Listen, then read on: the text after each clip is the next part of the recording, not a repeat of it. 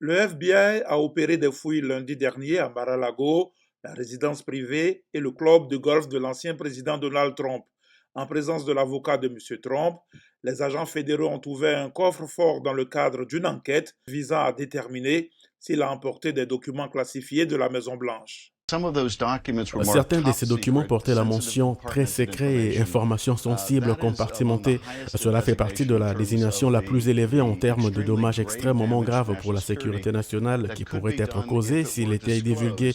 Donc, le fait qu'il se trouvait dans un endroit non sécurisé, c'est-à-dire gardé par rien de plus qu'un cadenas ou la sécurité dont il disposait dans un hôtel, est profondément alarmant. Donald Trump et ses partisans ont rapidement crié à l'injustice, affirmant que la perquisition était un abus de pouvoir à motivation politique, une affirmation que la Maison-Blanche rejette. Je rappelle aux républicains que le directeur du FBI a été nommé par le prédécesseur du président Biden, en l'occurrence M. Trump. Je rappelle aux gens de l'autre côté que lorsque Merrick Garland, le ministre de la Justice, a été confirmé, c'était de manière bipartisane.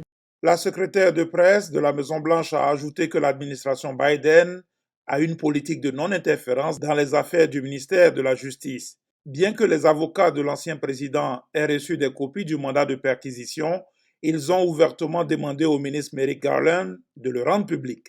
M. Garland a par ailleurs dit qu'il avait personnellement autorisé le mandat de perquisition et que conformément à la loi et à la requête formulée en public par Donald Trump, il avait demandé à un juge de déceler les documents. Pendant ce temps, M. Trump retournait à New York cette semaine dans le cadre d'une enquête distincte sur ses transactions immobilières, conserve un soutien solide de ses collègues républicains au Capitole. Nous n'avons pas à spéculer, nous avons toutes les autorisations nécessaires. Le Congrès a tous les pouvoirs de surveillance. Tout ce que le ministre de la Justice doit faire, c'est de se conformer aux lois. Nous devons déterminer s'il y a menace pour la sécurité nationale et comme nous viserons également s'il y a eu abus de pouvoir de la part du ministre Garland.